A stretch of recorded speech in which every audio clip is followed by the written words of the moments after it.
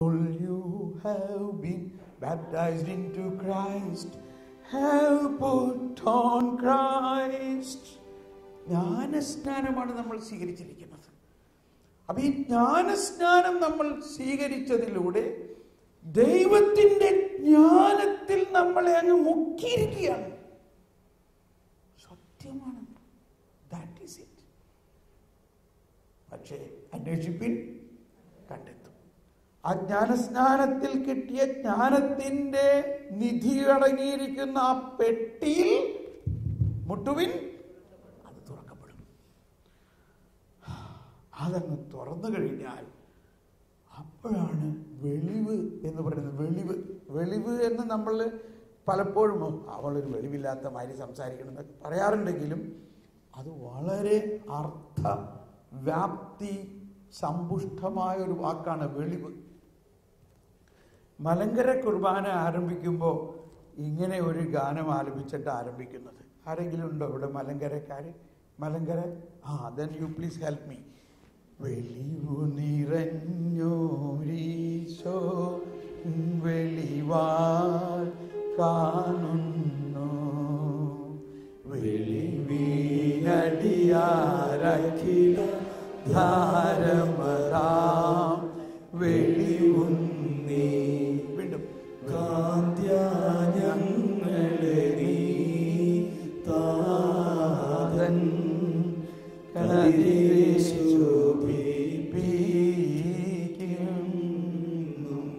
ഒന്നുകൂടി എല്ലാവരും ഒന്ന് പഠിച്ചോ, പഠിക്കാത്തവര്. വെളിവു നിറഞ്ഞ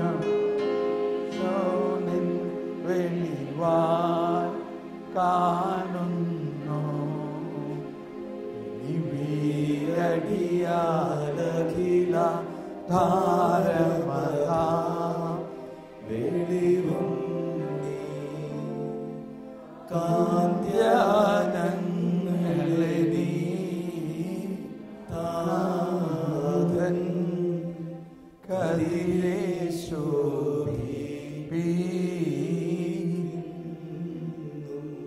ആദ്യത്തെ പകുതി പഠിച്ചാലും മതി, ആദ്യത്തെ ഭാഗം മാത്രം. വെളിവു നിറഞ്ഞോ നിൻ വെളിവാൽ കാണുന്നു. മതി മതി മതി മതി മതി ഒന്നുകൂടി പാടിയേ. വെളിവു നിറഞ്ഞോരീശോ നിൻ വെളിവാൽ കാണുന്നു. നമ്മൾക്ക് ദൈവം തന്നിരിക്കുന്നത് വെളിവ് നിറഞ്ഞ ഈശോ. അതാണ് നമ്മൾ കണ്ട് ലോകത്തിന്റെ പ്രകാശമായ ഈശോ. ആ വെളിവ്, ആ പ്രകാശം മുഴുവനും നമുക്ക് നൽകിയിരിക്കുകയാണ്. അപ്പൊ ഈ വെളിവ് എന്ന് പറയുന്നത് ദൈവത്തെക്കുറിച്ചുള്ള വെളിപ്പെടുത്തലാണ്. ദൈവത്തെക്കുറിച്ച് ഇപ്പൊ നമ്മൾ കരിസ്മാറ്റിക്കിലെല്ലാം നമ്മൾ കൗൺസിലിംഗ് ഒക്കെ ചെയ്യുമ്പോൾ ദർശനവരം അറിയാമില്ലേ? നമ്മൾ ഒരാൾക്ക് വേണ്ടി പ്രാർത്ഥിക്കുമ്പോൾ ദർശനം കാണുകയാണ്. ആ ദർശനത്തിൽ കർത്താവ് പറയുകയാണ്, ഇന്ന കാലത്ത് ഇന്ന സമയത്ത് ഇന്ന പ്രശ്നം നിനക്കുണ്ടായി. മനസ്സിലായി മനസ്സിലായി കണ്ടോ? അപ്പോൾ അതെന്താണത്? വെളിവാണ്. പക്ഷെ ഇത് ആരെക്കുറിച്ചുള്ള വെളിവാ? നമ്മളെക്കുറിച്ച് തന്നെയുള്ള ഒരു വ്യക്തിയെക്കുറിച്ചുള്ള വെളിവാ. അതും വെളിവ് തന്നെയാണ്. വെളിപ്പെടുത്തൽ, എ റിവലേഷൻ, റിവീലിംഗ് സംതിങ്. അത് it comes from the family of gifts. Gifts revelation ഗിഫ്റ്റ്സിൽ നിന്നാണ് വരുന്നത്. അതായത് ഇപ്പൊ നമ്മൾ ബൈബിളിൽ ബുക്ക് ഓഫ് റെവലേഷൻ, വെളിപാടിന്റെ പുസ്തകം കണ്ടോ? വെളിപാടിന്റെ പുസ്തകം എന്ന് പറഞ്ഞാൽ വെളിച്ചപ്പാടിന്റെ പുസ്തകമല്ല. എന്താ പറയുന്നത്? വെളിപാടിന്റെ പുസ്തകം. വെളിവ് ദൈവത്തെ കുറിച്ചുള്ള നിഗൂഢാത്മകമായ വെളിപ്പെടുത്തലുകൾ, നിഗൂഢമായ കാര്യങ്ങൾ നമുക്ക് വെളിപ്പെടുത്തി തരുന്നു. So what do you want? മനുഷ്യരെ കുറിച്ചുള്ള വെളിപ്പെടുത്തൽ വേണോ? ദൈവത്തെക്കുറിച്ചുള്ള വെളിപ്പെടുത്തൽ വേണോ? അതാണ് ജ്ഞാനസ്നാനത്തിലൂടെ ദൈവം നമുക്ക് നൽകുന്നത്.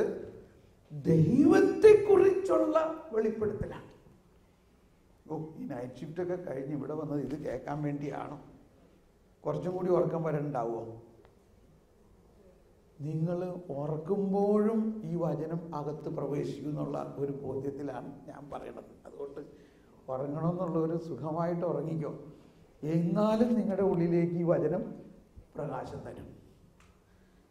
ഡോണ്ട് വറി കേട്ടോ, തമാശ പറഞ്ഞതാ. നമ്മുടെ ആത്മാവിലേക്ക് ദൈവം ആഗ്രഹിക്കുന്നത് ദൈവത്തെക്കുറിച്ചുള്ള ജ്ഞാനവും വെളിവും മുഴുവനും നൽകുക എന്നുള്ളതാണ്.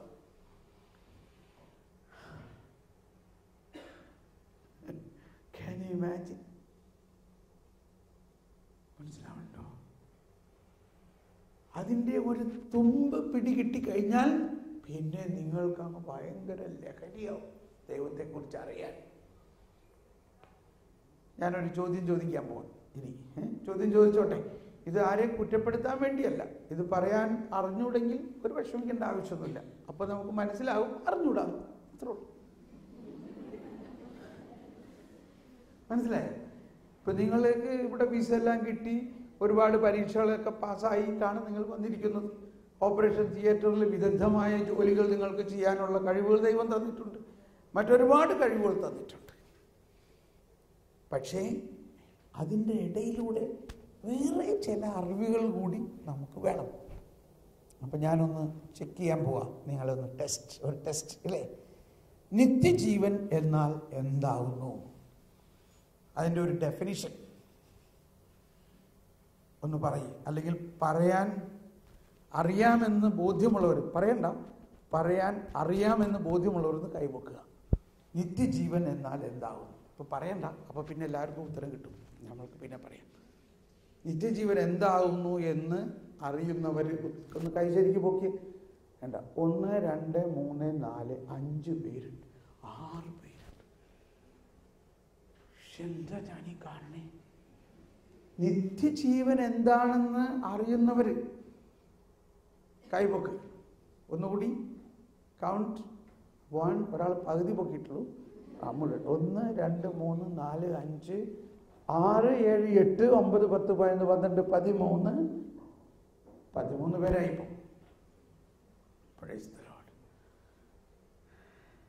ഇപ്പൊ ഉത്തരം പറഞ്ഞിട്ടില്ല കേട്ടോ, കൈവക്കാനേ പറഞ്ഞിട്ടുള്ളൂ. അറിയാമെന്ന് ഇപ്പം ഇതിനകത്ത് എത്രത്തോളം പേര് കറക്റ്റ് ഉത്തരം എന്നുള്ളത് നമുക്ക് അറിഞ്ഞൂടാ. അറ്റ്ലീസ്റ്റ് ഇത്രയും. ഇപ്പോൾ ഒന്ന് ആലോചിച്ച് നോക്കിയേ, നമ്മുടെ അറിവിൻ്റെ ഒരു മേഖല. വിഷമിക്കേണ്ട, ചിലടുത്ത് ആരും കൈവക്കാനുണ്ടായില്ല. മനസ്സിലാവുന്നുണ്ടോ?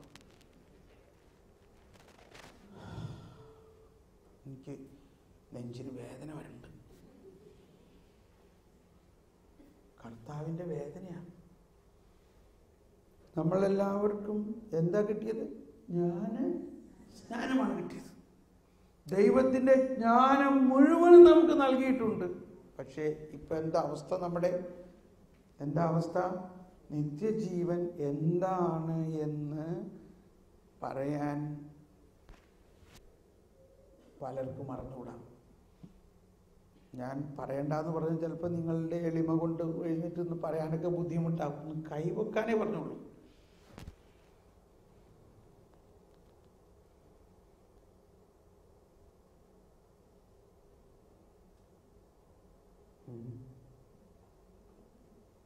ഈ മൗനം നിങ്ങളോട് വളരെ എന്തോ സംസാരിക്കുന്നുണ്ട് അല്ലേ? എൻ്റെ ഈ മൗനം നിങ്ങളോട് എന്തോ സംസാരിക്കുന്നുണ്ടോ? ഉണ്ടോ?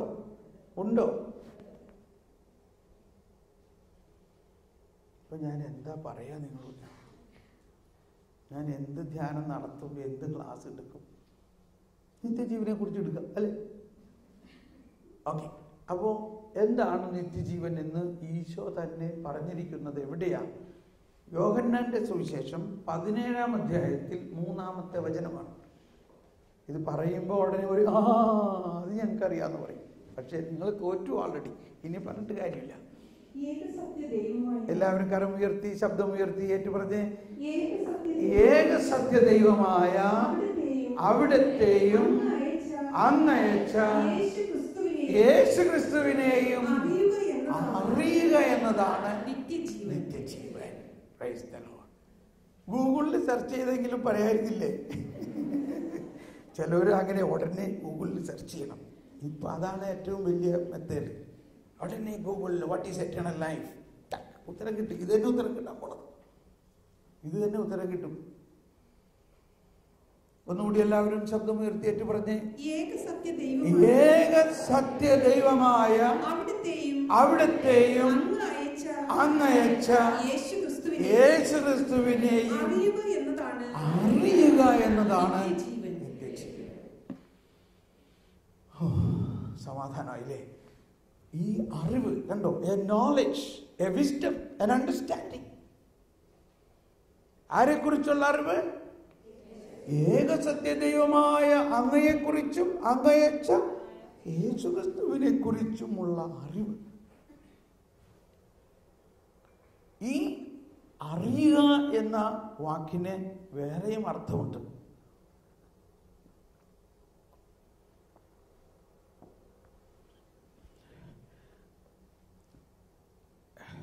ആദ്യമായിട്ട് അതൊരു നോളജ്, ഒരു intellectual understanding, a spiritual revelation എന്നുള്ളതാണെങ്കിൽ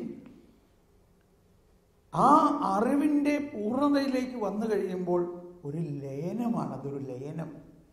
ഇപ്പം ഞാൻ എൻ്റെ ഭാര്യയെ അറിയുന്നു, അല്ലെങ്കിൽ ഞാനും എൻ്റെ ഭാര്യയും അറിയുന്നു എന്ന് പറഞ്ഞാൽ ആ അറിവിൻ്റെ പൂർണ്ണതയിൽ ഞങ്ങൾ ഒന്നായിരിക്കുന്നു. ഞങ്ങൾ ഇനിമേൽ രണ്ടല്ല, ഒന്നാണ്. ഇനി ഒന്നും കൂടി ആ വചനം ഒന്ന് പറഞ്ഞ്, എന്താണ് നിത്യജീവൻ എന്ന് പറയുന്നത്? ഏകസത്യദൈവമായ അങ്ങയെയും അങ്ങയച്ച ക്രിസ്തുവിനെയും. കണ്ടോ? അപ്പോ അങ്ങയച്ച യേശുക്രിസ്തുവുമായി ലയിക്കുക. അതാണ് നിന്നിൽ ഞാനുമേ എന്നിൽ നീ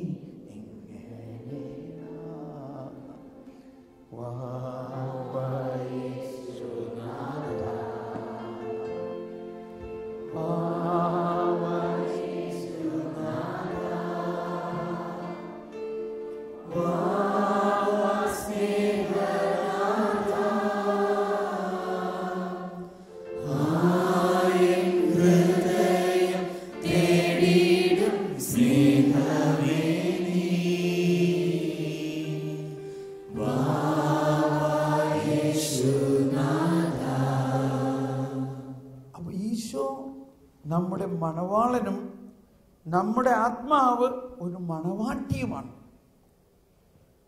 അങ്ങനെ ഒരു സ്പൗസൽ റിലേഷൻഷിപ്പാണ് ദൈവം നമുക്ക് നൽകുന്ന ഈ ലയനത്തിൻ്റെ വലിയൊരു രഹസ്യം.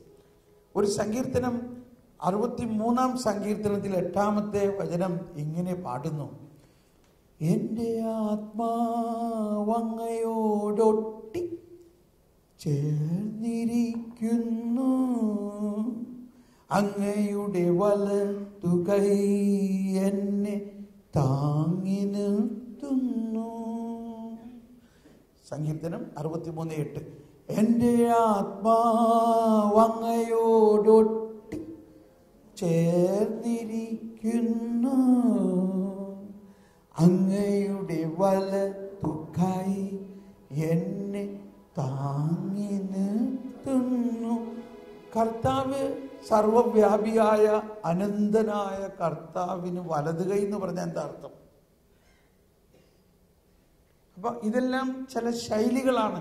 ആ ദൈവവുമായിട്ട് ഒന്നാകുന്നു എന്ന് പറയുന്നതിൻ്റെ മറ്റൊരു വശം, നാം ദൈവത്തിലും ദൈവം നമ്മിലും. ഇപ്പൊ നമ്മൾ വേറെ വിധത്തിൽ പറയുകയാണെങ്കിൽ നമ്മൾ പറയും ഹോളി കമ്മ്യൂണിയൻ, വിശുദ്ധ കുർബാന സ്വീകരിക്കാൻ പോകുന്നു നമ്മൾ. അപ്പൊ നമ്മൾ ഉദ്ദേശിക്കുന്നത് നമ്മൾ യേശുവിനെ സ്വീകരിക്കുന്നു എന്നാണ്, ഇല്ലേ? നമ്മൾ യേശുവിനെ സ്വീകരിക്കുന്നു. പക്ഷേ വാസ്തവത്തിൽ ആ സമയത്ത് എന്താ മറ്റൊരു കാര്യം നടക്കുന്നത്? യേശു നമ്മളെ സ്വീകരിക്കുന്നു. യേശു നമ്മളെ സ്വീകരിക്കുന്നു. അപ്പൊ ദൈവവും നമ്മളും തമ്മിലുള്ള ആ ലയനത്തിൻ്റെ, നമ്മൾ കണ്ട ആ പ്രകാശത്തിൻ്റെ എല്ലാം അർത്ഥം ദൈവം നമ്മളിലും നമ്മൾ ദൈവത്തിലും. ഒരു വചനം വരുന്നുണ്ടല്ലോ.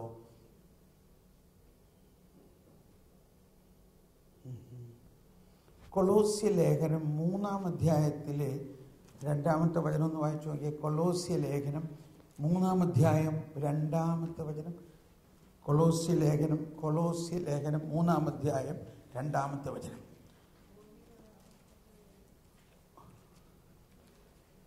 ഓക്കെ. അപ്പോൾ നിഗൂഢാത്മകമായി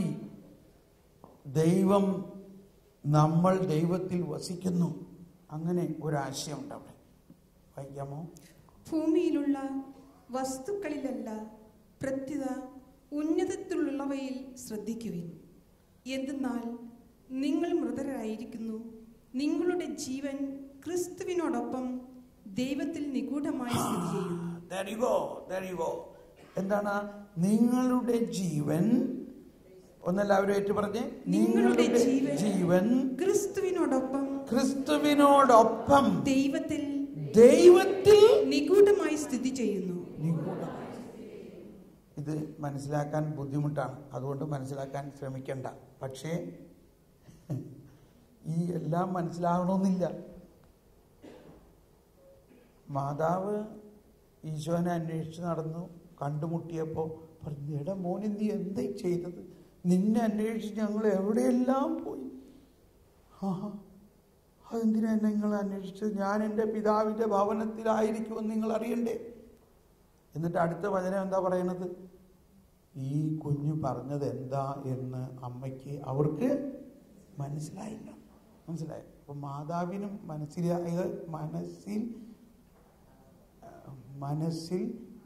ആകായിക ഉണ്ടായിരുന്നു. അപ്പൊ പിന്നെ നമുക്ക് മനസ്സിലാവുമല്ലോ. പക്ഷേ അവൾ ഇത് ഹൃദയത്തിൽ സംഗ്രഹിച്ചു. അവൻ പറഞ്ഞതിൻ്റെ അർത്ഥം മനസ്സിലായില്ല. നമ്മൾ നോക്കുമ്പോൾ അതിനകത്ത് എന്താ ഇത്രപ്പെടുത്ത് മനസ്സിലാവാനുള്ളത്? നീ എന്നെ അന്വേഷിക്കേണ്ട ആവശ്യമുണ്ടായിരുന്നു, ഞാൻ എൻ്റെ പിതാവിൻ്റെ ഭവനത്തിലായിരിക്കും എന്ന് എനിക്ക് അറിഞ്ഞൂടെ എന്ന് പറഞ്ഞതിൽ എന്താ മനസ്സിലാവായിക എന്നാ ഉദ്ദേശിക്കുന്നത്. പക്ഷെ ഇവരെല്ലാം ചിന്തിക്കുന്നത് വേറെ ഒരു ലെവലിലാണ്. നമ്മൾ ചിന്തിക്കുന്നത് ഇന്ന് സൂപ്പർ മാർക്കറ്റിൽ നല്ല മീൻ വന്നിട്ടുണ്ട് കേട്ടോ, മേടിച്ചോ, വേണമെങ്കിൽ നാളെ വരെ ഉണ്ടാവുള്ളൂ. ഇതായിരിക്കും നമ്മൾ മനസ്സിലാകണത്. പക്ഷേ അതേ സന്ദേശത്തിന് തന്നെ വേറൊരു അർത്ഥമാണ് അവർ മനസ്സിലാക്കുന്നത്. ഒരുപക്ഷെ മാതാവ് യേശുവിൻ്റെ മരണശേഷം ഉത്ഥാന സമയത്താണ് മനസ്സിലാക്കിയത്, അന്ന് 3 ദിവസം കാണാതെ പോയത് ഈ മരണശേഷം 3 ദിവസം നീ എന്നെ കാണാതെ ഇരിക്കണതിൻ്റെ ഒരു മുൻ അനുഭവമായിരുന്നു.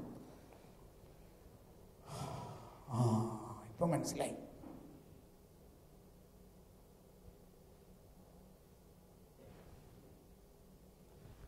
അപ്പോ മനസ്സിലായില്ലെങ്കിലും ഹൃദയത്തിൽ സംഗ്രഹിക്കാം. എന്താ നമ്മൾ കേട്ടത്? നമ്മുടെ ജീവിതം യേശുക്രിസ്തുവിനോടൊപ്പം ദൈവത്തിൽ നിഗൂഢമായി സ്ഥിതി ചെയ്യുന്നു. ഒന്നെല്ലാവരും പറഞ്ഞ, അല്ലെങ്കിൽ നിങ്ങളിപ്പോൾ എഴുതുന്നുണ്ടെങ്കിൽ ഒന്ന് എഴുതി വെച്ചത്. നിങ്ങളുടെ ജീവിതം, നിങ്ങളുടെ ജീവൻ ക്രിസ്തുവിനോടൊപ്പം ദൈവത്തിൽ നിഗൂഢമായി സ്ഥിതി ചെയ്യുന്നു. നിന്നിൽ ഞാനുമേ എന്നിൽ നീ.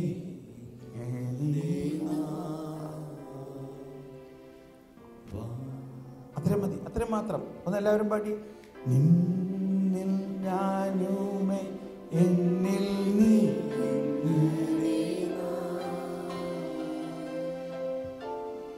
ഒന്നെല്ലാവരും പാടി ശബ്ദം ഉയർത്തി. നിന്നിൽ ഞാനുമേ എന്നിൽ നീ.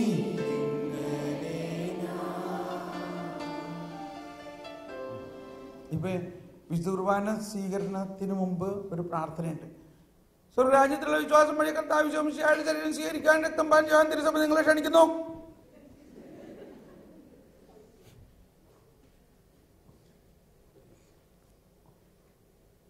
എന്തോ ഒരു വിസ്മരണീയമായ ഒരു കാര്യമാണ് അവിടെ സംഭവിക്കാൻ പോകുന്നത്. വലിയൊരു രഹസ്യമാണ് അവിടെ പറയണത്. സ്വർഗരാജ്യത്തിലുള്ള വിശ്വാസത്തോടെ. ഏത്? രാജകുമാരി സ്വർണ്ണക്കശ ഉടയാട് ചാർത്തി മണവാളനോടൊപ്പം ലയിക്കാൻ പോവുകയാണ്. ആ ത്രിത്വൈക ദൈവവുമായിട്ടുള്ള ലയനം യേശുക്രിസ്തു ഇതാ നമുക്ക് വേണ്ടി രക്തം ചിന്തി ജീവൻ അർപ്പിച്ചുകൊണ്ട് നമ്മളെല്ലാവരെയും നേടിക്കഴിഞ്ഞിരിക്കുന്നു. ക്രിസ്തുവിന്റെ ഈ സ്നേഹത്തിൽ നിന്ന് ഇനി ആർക്കും നിങ്ങളെ അകറ്റാൻ പറ്റും? അത്രയ്ക്ക് സൗഭാഗ്യകരമായ ആ ലയനം ദൈവവും മനുഷ്യനുമായിട്ട് എന്നേക്കുമായിട്ട് ലയിക്കുന്ന ആ വലിയ രഹസ്യമാണ് സ്വർഗരാജ്യത്തിലുള്ള വിശ്വാസം വഴി നിത്യതയിലേക്ക് നമ്മളെ കൊണ്ടുപോകുന്ന ലയനം. ഇന്ന് വിശുദ്ധ ബലി അർപ്പിക്കുമ്പോൾ ഓരോ പ്രാർത്ഥനകളും അല്പം കൂടി നിങ്ങൾ ഈ അർത്ഥത്തിൽ കാണണം. ഓൾറൈറ്റ്. അപ്പോൾ നിഗൂഢാത്മകമായ ഒരു വെളിവ്, ഒരു ജ്ഞാനം ദൈവം നമ്മുടെ ഉള്ളിൽ നൽകിയിരിക്കുന്നു. ആ നിത്യജീവൻ. അപ്പൊ നിത്യജീവൻ എന്നതിനെ നമ്മൾ ഒറ്റയടിക്ക് ചിന്തിക്കുമ്പോൾ അനന്തമായ ഒരു ജീവൻ എന്ന് തന്നെയാണ് നമ്മൾ മനസ്സിലാക്കുന്നത്. നിങ്ങളെ കൂടുതൽ ചിന്തിപ്പിക്കുന്ന ഒരു വചനം കൂടി പറയാം. 1 കൊറിന്ത്യസ് 15-ാം അധ്യായത്തിൽ 19-ാമത്തെ വചനം. 1 കൊറിന്ത്യസ് 15-ാം അധ്യായത്തിൽ 19-ാമത്തെ വചനം. ഈ ജീവിതത്തിന് വേണ്ടി മാത്രം ക്രിസ്തുവിൽ പ്രത്യാശ വച്ചിട്ടുള്ളവരാണെങ്കിൽ നമ്മൾ എല്ലാ മനുഷ്യരെക്കാൾ നിർഭാഗ്യരാണ്. ഷോക്കടിച്ചോ? ഒന്നെല്ലാവരും കരമുയർത്തി ശബ്ദമുയർത്തി ഏറ്റുപറഞ്ഞ് ഉച്ചത്തിൽ ഏറ്റുപറഞ്ഞ് ഈ വചനം ഈ ജീവിതത്തിന് വേണ്ടി മാത്രം ക്രിസ്തുവിൽ പ്രത്യാശ വച്ചിട്ടുള്ളവരാണെങ്കിൽ നമ്മൾ എല്ലാ മനുഷ്യരെയും നിർഭാഗ്യരാണ്. അപ്പൊ ഈ ജോലിയൊക്കെ ചെയ്ത് കാശുണ്ടാക്കി ഇപ്പൊ വാസ്തവത്തിലൊരു ഞാൻ യൂറോപ്പിൽ നിന്നാണ് വരുന്നത്. UK ധ്യാനിപ്പിക്കുന്നു. അതുപോലെ തന്നെ അതിനു മുമ്പ് അമേരിക്കയിലും ഇവിടെ എല്ലാം അധികം നേഴ്സുമാരാണ്, ഹോസ്പിറ്റൽ സ്റ്റാഫ് അല്ലെങ്കിൽ മറ്റുള്ള. അവിടെ എല്ലാവരുടെയും പ്രശ്നം ഞാൻ നോക്കുമ്പോൾ ജനറലി ഞാൻ കാണുന്ന ഒരു ട്രെൻഡ് ഞാൻ പറയാം. നിങ്ങളൊക്കെ അങ്ങോട്ടേക്ക് പോകാനുള്ളവരാണല്ലോ. ഇവിടെ അതാണ് ആ ട്രാക്ക്.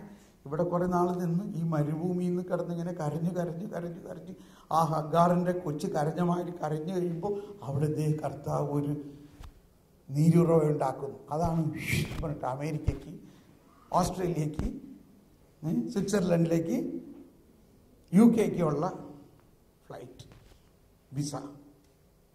പക്ഷെ ഇതിൻ്റെ എല്ലാം ഒരു വശത്ത് നമ്മൾ ഉദ്ദേശിക്കുന്നത് നമുക്ക് നല്ലൊരു വീട് വേണം, 1, 2, 3 കാറ് വേണം. 2 പേര് ജോലി ചെയ്യുമ്പോൾ 2 കാറ് വേണം. അത് കഴിഞ്ഞ് കുറച്ചാൾ കുട്ടികൾ വലുതായി കഴിയുമ്പോൾ അവർക്കൊരു കാറ് വേണം. പക്ഷെ ഇതെല്ലാം മോർട്ട്ഗേജാ. ഇതെല്ലാം മോർട്ട്ഗേജ് എന്ന് പറഞ്ഞാൽ മനസ്സിലായില്ലേ? ബാങ്ക് ലോണാ. ഏതായാലും മേടിക്കാല്ലേ, അപ്പോൾ ഇത്തിരി വലിയ വീട് മേടിക്കാം, അപ്പോൾ കുറച്ചുകൂടി കൂടുതൽ മോർട്ട്ഗേജായി. അപ്പോൾ ഈ അമേരിക്കയിലും ഇംഗ്ലണ്ടിലും ഓസ്ട്രേലിയയിലും സ്വിറ്റ്സർലൻഡിലും ന്യൂസിലൻഡിലും എല്ലാമുള്ള ആളുകൾ, പ്രത്യേകിച്ച് നേഴ്സുമാർ അവിടെ വന്ന് ജോലി കിട്ടിക്കഴിഞ്ഞാൽ ഉടനെ വീട് മേടിച്ചു. അപ്പോൾ വലിയൊരു മോർട്ട്ഗേജ്. അത് കഴിഞ്ഞ് ഒരു കാറ് മേടിച്ചു, അടുത്ത മോർട്ട്ഗേജ്. അത് കഴിഞ്ഞ് അടുത്ത കാറ് മേടിച്ചു, അടുത്ത മോർട്ട്ഗേജ്. ഇങ്ങനെ ഇരിക്കുമ്പോൾ വീട്ടിൽ നിന്ന് നീ ഇത്രയും വലിയ ജോലിയൊക്കെ ചെയ്യണം അല്ലേ, നമ്മുടെ അയലോക്കത്തെ ആ പറമ്പ് വിൽക്കാൻ കിടക്കാം, അത് വേറൊരാൾക്ക് പോകരുത്, അത് നീ തന്നെ അങ്ങ് മേടിക്കും. അപ്പം അടുത്ത മോർട്ട്ഗേജ്. ഇനി നമ്മുടെ ജീവിതം എന്താ? നമ്മുടെ ജീവിതം മുഴുവനും കൊണ്ട് ഈ ബാങ്ക് ലോൺ അടച്ച് അവസാനിപ്പിക്കുക. ഇത്രയും കഴിയുമ്പോഴേക്കും ജീവിതം അവസാനിച്ചു. ഇപ്പൊ നിങ്ങൾ പറയണത് ഇവിടെ ഏതാണ്ട് ഇങ്ങനെയൊക്കെ തന്നെയാണ്. പക്ഷെ വീട് ഇവിടെയല്ലെന്നുള്ളൂ, നാട്ടിൽ. അപ്പോൾ ഒരാൾ എന്നോട് പറഞ്ഞു, എൻ്റെ ബ്രദറെ ഒരു വീട് പണിയാന്ന് വിചാരിച്ചു. എന്തായാലും നാട്ടിലൊരു വീടില്ലെങ്കിൽ നമുക്കൊരു അന്തസ്സുണ്ടാവും. വല്ലപ്പോഴും നാട്ടിലൊരു മാസത്തേക്ക് പോകുമ്പോൾ വല്ലവരുടെ വീട്ടിൽ പോയി കിടക്കണത് ശരിയാണോ? ഞാൻ ഇത്രയും വലിയ ജോലിയും ഭാര്യയൊക്കെ ഇത്രയും വലിയ ജോലിയും ചെയ്തിട്ട് നാട്ടിലൊരു വീടില്ലെന്ന് പറഞ്ഞാൽ നമുക്ക് വല്ല സ്റ്റാറ്റസ് ഉണ്ടോ? അങ്ങനെ ഒരു വീട് പണിയാന്ന് വിചാരിച്ചു. വീട് പണി തുടങ്ങിയിട്ട് അതൊരു 2 കോടി രൂപയുടെ അടുത്തായി. ചെറിയൊരു വീട് പണിയാന്ന് വിചാരിച്ചത്.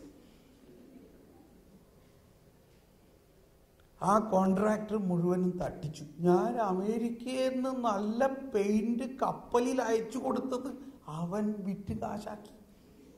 എന്നിട്ട് പന്ന പെയിന്റ് അടിച്ചു വെച്ചു.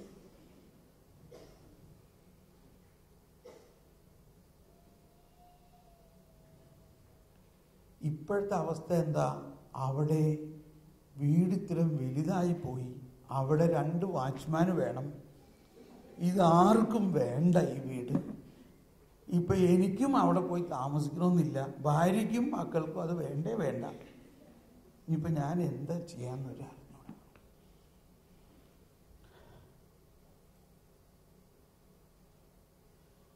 എൻ്റെ മൗനം നിങ്ങളോട് സംസാരിക്കുന്നുണ്ടോ?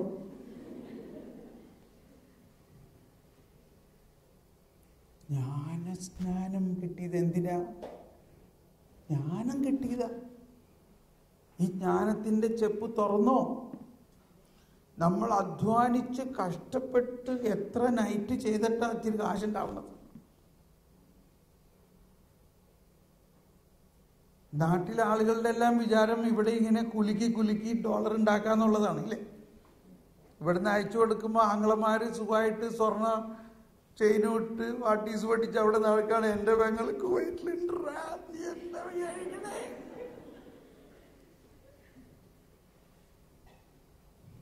ഇതുകൊണ്ടൊന്നും ഒരു സ്ഥായിയായ അനുഗ്രഹമാകാൻ പോകുന്നില്ല.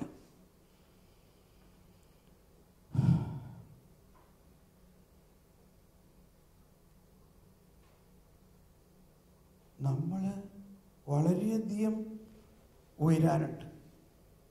എന്താ ഉയരാനുള്ളത്? ഈ ജീവിതത്തിന് വേണ്ടി മാത്രം ലക്ഷ്യം വെച്ചുകൊണ്ടാണ് നിങ്ങൾ ക്രിസ്തുവിൽ പ്രത്യാശ വെച്ചിട്ടുള്ളതെങ്കിൽ നിങ്ങൾ ആരാണ്? നിർഭാഗ്യവാന്മാരാണ്. നമുക്കുണ്ടാകേണ്ട ഒരു വലിയ ആറ്റിറ്റ്യൂഡൽ ചേഞ്ച്, ഒരു സ്പിരിച്വൽ കണ്ടെത്തൽ, ഒരു ആത്മീയമായ കണ്ടെത്തൽ.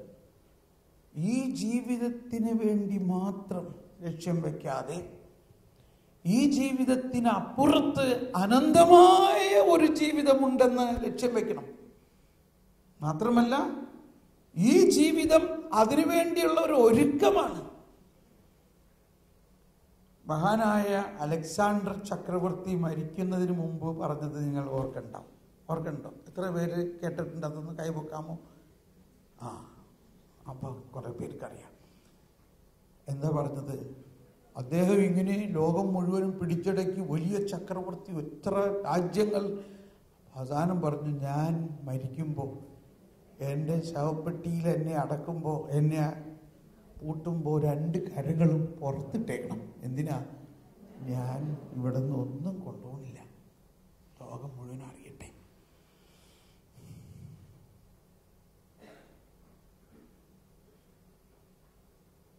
മനസ്സിലാവുന്നുണ്ടോ? അപ്പൊ നമ്മൾക്ക് കൊണ്ടുപോകാവുന്ന കുറെ കാര്യങ്ങളുണ്ട്. അത് നമ്മുടെ ആത്മാവിൽ, അക്ഷയമവനുടെ ആത്മാവിൽ ഉത്തമ രക്ഷയുമേകുന്നു. അല്ലേ? സർവാധിപന. ഏത് ട്യൂൺ പാടണം? ചങ്ങനാശ്ശേരിയോ എറണാകുളമോ ഏത് ട്യൂൺ പാടണം? ഇവിടുത്തെ എന്താ ട്യൂൺ? ഇവിടെ സാധാരണ പാടാറുള്ള ട്യൂണിലൊന്ന് പാടിയ സർവാധിപൻ. സർവാധിപനാം കർത്താവേ, നിന്നെ വണങ്ങി നമിക്കുന്നു. ഈശോനാഥാ, വിനയമോടെ നിന്നെ നമിച്ചു പുകഴ്ത്തുന്നു. മർത്യനു നിത്യമഹോന്നതമാം ഉത്ഥാനം നീ അരുളുന്നു. അക്ഷയമവരുടെ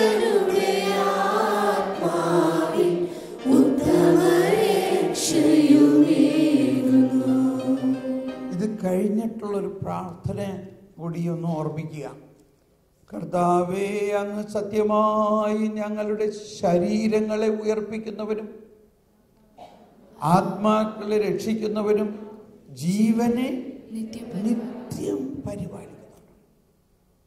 എന്തുദ്ദേശിച്ചാ നമ്മളത് പ്രാർത്ഥിക്കണം?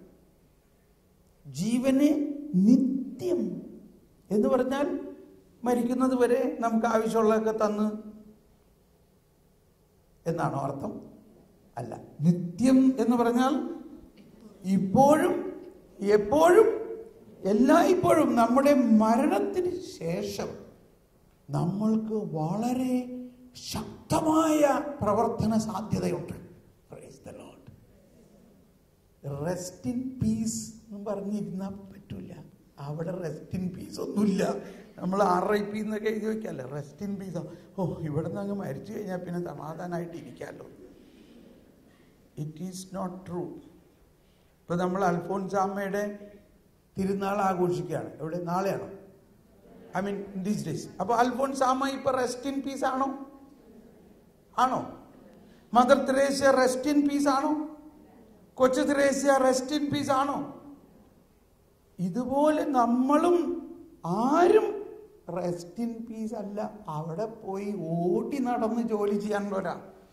ഇപ്പൊ നിങ്ങൾ കുവൈറ്റിൽ മാത്രമാണ് ജോലി ചെയ്യുന്നതെങ്കിൽ മരണാനന്തരം ലോകം മുഴുവനിലേക്കും ജോലി ചെയ്യാനുള്ള സാധ്യതയാണ്. അതിനുവേണ്ടി നമ്മൾ ഇപ്പോഴേ തയ്യാറാകണം. അബദ്ധമായോ ഈ ധ്യാനത്തിന് വന്നത്?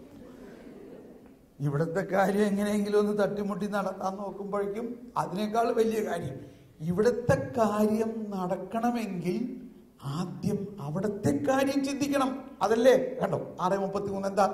ആദ്യം എന്ന് പറഞ്ഞ എല്ലാവരും അത്രമാത്രം പറഞ്ഞാൽ മതി. ആദ്യം എന്ന് പറഞ്ഞ എല്ലാവരും. ഒരു തീർത്ഥാടനത്തിന് പോകാമെന്ന് വിചാരിച്ചോ? ആദ്യം എന്താ തീരുമാനിക്കേണ്ടത്? സ്ഥലം എന്ന് പറഞ്ഞാൽ അന്ത്യം. ആദ്യം തീരുമാനിക്കേണ്ടത് എന്താണ്? അന്ത്യം. ലൂർദിൽ പോണോ? അപ്പൊ പറയും, ഈ ലൂർദിലിരിക്കണ മാതാവ് തന്നെയാണ് വേളാങ്കല്ലിയിൽ, 150 രൂപ കൊടുത്ത് അവിടെ പോവുക, നിങ്ങൾ എന്തിനാ വെറുതെ അവിടെ പോകണം? ഇതായിരിക്കും ചിലർ പറയുന്നത്, ഇല്ലേ? ഫാത്തിമയിൽ പോണോ? അപ്പോ ആദ്യം തീരുമാനിച്ചത് എന്താ? എവിടെ ചെന്നെത്തണം എന്നതാണ് അന്ത്യം. ഇതാണ് ക്രിസ്തീയ ആധ്യാത്മികതയുടെ മർമ്മം. ആദ്യം എന്ത് തീരുമാനിക്കണം? എന്തറിയണം? അന്ത്യം എവിടെയാണെന്ന് അറിയണം. അപ്പൊ ഈശോ പറയാണ്, ഞാൻ പോയി നിനക്ക് സ്ഥലമൊരുക്കി, ഞാൻ വന്ന് ഞാൻ ആയിരിക്കുന്നിടത്ത് നീയും ആയിരിക്കേണ്ടതിന് നിന്നെയും കൂട്ടിക്കൊണ്ട് ഞാൻ പോകാം. എവിടേക്ക് പോകാന്നാ പറഞ്ഞേ? ഞാൻ ആയിരിക്കുന്നിടത്ത് നീയും ആയിരിക്കേണ്ടതിന്. ഒറ്റയ്ക്കല്ല പോകാം. ഇപ്പൊ നമ്മൾ ലൂർദിൽ പോകാന്ന് വിചാരിച്ചു. ഓ, ലൂർദ് എവിടെയാ? ലൂർദ് ഫ്രാൻസിലോ? എൻ്റെ മാതാവേ, അപ്പൊ ഫ്രഞ്ച് അല്ലാണ്ട് അവിടെ ഒന്നും പറയില്ല. ഒറ്റയ്ക്ക് എനിക്ക് പോകാൻ പറ്റില്ല. എന്നാ ശരി, നമുക്ക് ഒരുമിച്ച് പോകാം. കണ്ടോ, നമ്മൾ വി ആർ സെർച്ചിങ് സംബഡി, ഇല്ലേ? ഇത് തന്നെയാണ് ഈശോയുടെ. നീ ആരെയും സെർച്ച് ചെയ്യണ്ട, ഞാൻ വന്ന് നിന്നെ കൂട്ടിക്കൊണ്ട് പോകാം. അതാണ് പറയുന്നത്. സ്വർഗരാജ്യത്തിലുള്ള വിശ്വാസം വഴി കർത്താവ് ശോമിച്ചയായിട്ട് ചെലവിലെത്തും സ്വീകരിക്കാൻ തിരുസഭ നിങ്ങളെ ക്ഷണിക്കുന്നു. ഞാൻ ആയിരിക്കുന്നിടത്ത് നീയുമായിരിക്കേണ്ടതിന്. ഇതൊക്കെ നമുക്ക് വിശ്വസിക്കാൻ പറ്റുന്നുണ്ടോ? എന്താണ്, എവിടെയാണ് ഈശോ ആയിരിക്കുന്നത്? ത്രിത്വത്തിൽ. ത്രിത്വത്തിലെ രണ്ടാമത്തെ ആൾ. ആ പിതാവിനും പരിശുദ്ധാത്മാവിന്റെയും നടുക്ക് ഞാൻ ആയിരിക്കുന്നിടത്ത് നീയും ആയിരിക്കേണ്ടതിന്. അപ്പൊ നമ്മുടെ മരണാനന്തരം നമ്മൾക്ക് ഇപ്പൊ കൊച്ചു തെരേസ്യ എല്ലാം ജീവിച്ചിരുന്ന കാലത്ത് പറഞ്ഞു, എനിക്ക് വേഗം സ്വർഗത്തിലേക്ക് പോകണം. കാരണം എൻ്റെ സ്വർഗം മുഴുവനും ഞാൻ ഭൂമിയിൽ റോസാപ്പൂ വിതറുന്നതിനും ഭൂമിയിൽ അനേകം ആത്മാക്കളെ നേടുന്നതിനും വേണ്ടി ചെലവഴിക്കും. അപ്പൊ നമ്മുടെ ജീവിതത്തിൻ്റെ യഥാർത്ഥ ലക്ഷ്യം ദൈവം ആഗ്രഹിക്കുന്നത് ഈ ജീവിതത്തിലെ വളരെ ചുരുങ്ങിയ ദിവസങ്ങൾ, അതാണ് 100 വർഷം എന്നൊക്കെ പറഞ്ഞാൽ, അനന്തതയെ ചലനം ചെയ്യും. അനന്തതയെ തുലനം ചെയ്യുമ്പോൾ ഈ ജീവിതകാലം ഇറ്റ്സ് എ വെരി സ്മോൾ. എന്നാൽ ഈ ജീവിതകാലത്ത് കൊച്ചു ത്രേസ്യയോ അങ്ങനെയുള്ള വിശുദ്ധരിൽ നിന്നെല്ലാം നമ്മൾ പഠിക്കേണ്ടത് എന്താ? അവർ ദൈവത്തെക്കുറിച്ചുള്ള ജ്ഞാനം ഉൾക്കൊണ്ടു. അത് ആത്മാവിൽ നിറച്ചു കഴിഞ്ഞപ്പോൾ ആ കൊച്ചു ത്രേസ്യ വെറും 24 വയസ്സിൽ മരിച്ച് ഒരു തിയോളജി കോളേജിലൊന്നും പോകാത്ത കൊച്ചു ത്രേസ്യ സഭയിൽ വേദപാരംഗത. She is the doctor of the church. Francis പുണ്യവാളൻ ഫ്രാൻസിസ് മാർപ്പാപ്പ, ഞാൻ ഇപ്പോഴേ പുണ്യാളൻ എന്ന് വിളിക്കാൻ തുടങ്ങിയില്ലേ. ഫ്രാൻസിസ് മാർപ്പാപ്പയുടെ കയ്യിൽ പോകുമ്പോൾ ഒരു ചെറിയ ബാഗ് കൊണ്ടുപോകണം എന്നുള്ളത് വലിയ ന്യൂസ് ആയിരുന്നു ഇല്ലേ. ഒരു ചെറിയ വാനിറ്റി ബാഗുമായി ഒരു ബാഗ്. അപ്പൊ എല്ലാവരും ചോദിച്ചത് എന്താ ഇതിൻ്റെ അകത്ത്? പിതാവ് പറയാ, ഇതിൻ്റെ അകത്ത് ഒരു പ്രാർത്ഥനാ പുസ്തകവും എൻ്റെ ഒരു ഷേവിങ് സെറ്റും വേറെ 1-2 ചെറിയ കാര്യങ്ങൾ. കൊച്ചു ത്രേസ്യയുടെ ഒരു പ്രാർത്ഥനാ പുസ്തകം ഇതിനകത്തുണ്ട്. ആലോചിച്ച് നോക്കി. ഒരു സാധാരണ പെൺകുട്ടിയായിരുന്ന കൊച്ചു ത്രേസ്യക്ക് കിട്ടിയ വെളിപ്പെടുത്തലുകൾ, ആ ജ്ഞാനം ഇതാ മാർപ്പാപ്പ വായിച്ച് പഠിച്ച് പ്രാർത്ഥിക്കണു. കൊച്ചു ത്രേസ്യ പ്രവർത്തിക്കുന്നത് എന്ന് കണ്ടോ. എന്ന പോലെ ഇപ്പൊ ഈ വലിയ വലിയ എന്താ പറയാ